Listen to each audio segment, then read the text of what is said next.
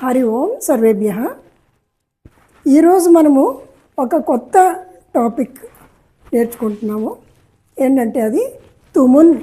ఇక్కడ రాశాను తుమున్ అనే ప్రత్యయం అన్నమాట. తుమున్ ఇది ఎలా వాడతామంటే, ఇప్పుడు మనం అతడు వెళ్తున్నాడు, సహ గచ్చతి, సహ గచ్చతి, సహ లిఖతి, ఇలా మనం చిన్న వాక్యాలు నేర్చుకున్నాము.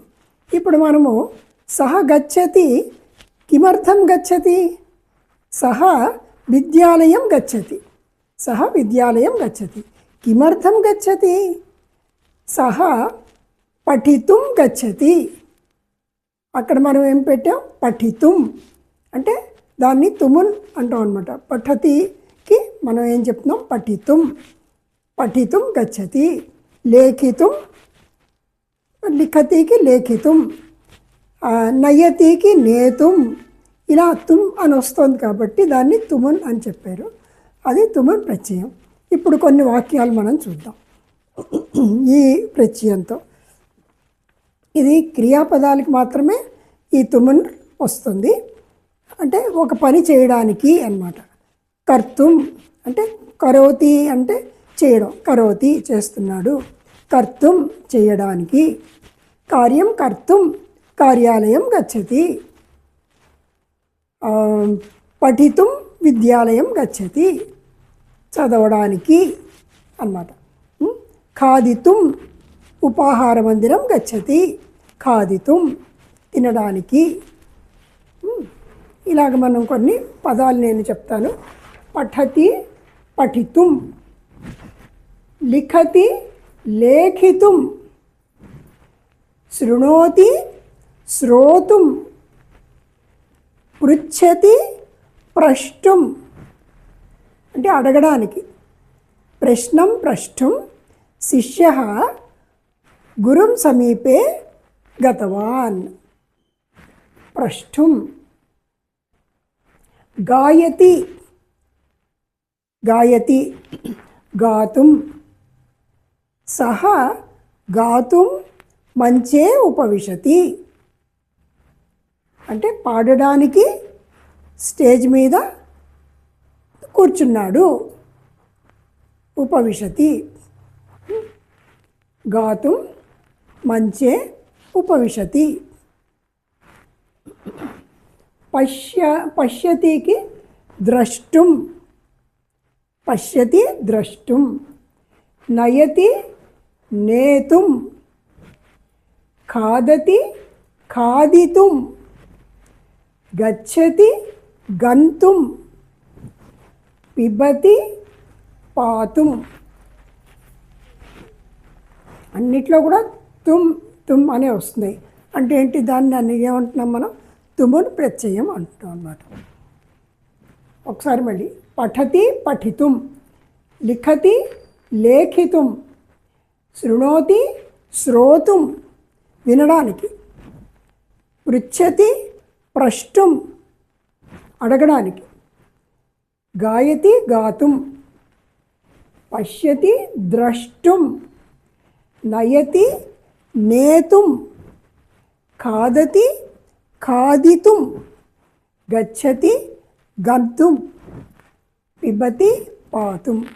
సో ఈ విధంగా మనకి క్రియాపదాలన్నిటికీ కూడా తుమున్ చేరుస్తే అది ఆ పని చెయ్యడానికి అన్నమాట. కరోతి కర్తుం. కొన్ని మనం వాక్యాలు కూడా చూద్దాం. కిమర్థం దేవాలయం గచ్చతి, కిమర్థం దేవాలయం గచ్చతి, ఎందుకు దేవాలయానికి వెళ్తున్నాడు. నంతుం, నంతుం అంటే నమస్కరించడానికి. పూజార్థం గచ్చతి, పూజితుం గచ్చతి. అనంతరం కిమర్థం విద్యాలయం గచ్చతి, కిమర్థం బాలకः విద్యాలయం గచ్చతి, బాలకः పఠితుం విద్యాలయం గచ్చతి.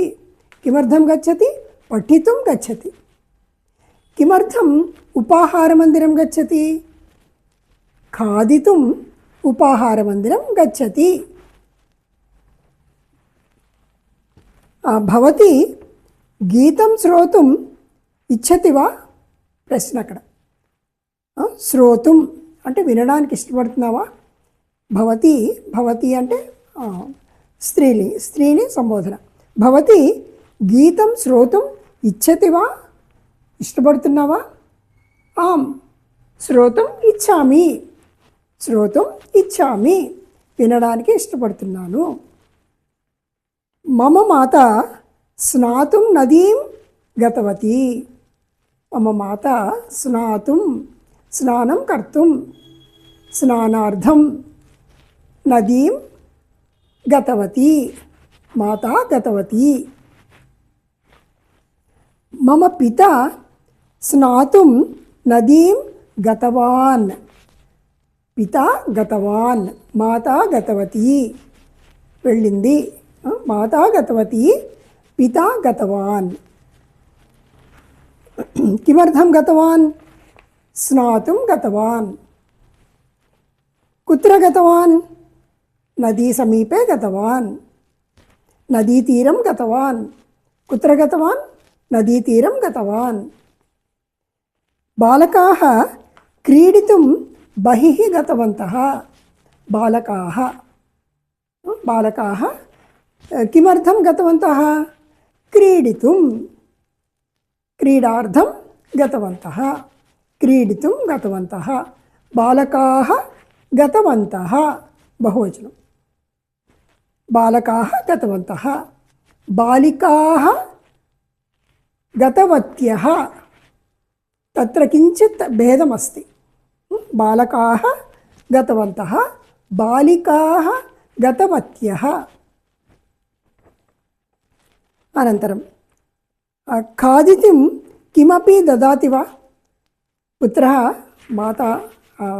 మాతరం పృచ్చతి. బాలకः శిశుः మాతరం పృచ్చతి. మాతరం అంటే తల్లిని, మాతరం. మాతరం పృచ్చతి. మాతः ఖాదితుం కిమర్థం అస్తి వా? ఖాదితుం తినడానికైనా ఉందా? శిశుः పృచ్చతి. ఖాదితుం కిమపి దదాతి వా? దదాతి అంటే ఇస్తావా? దదాతి వా ఇస్తావా?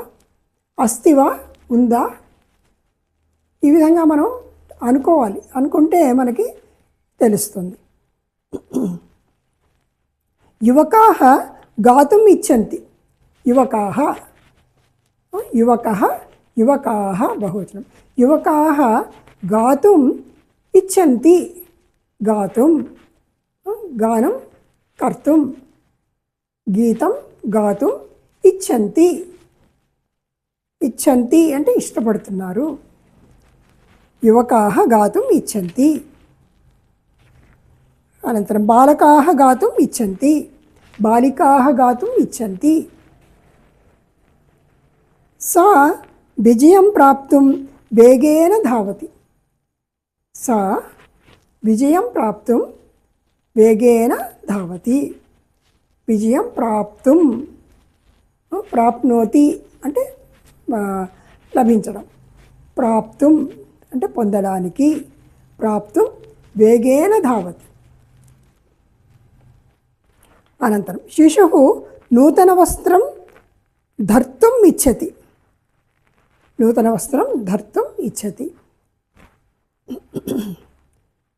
ధరతి, ధరతి అనేది క్రియాపదం. మనం ప్రథమ పురుషులో వాడుతున్నాం కదా. ధరతి.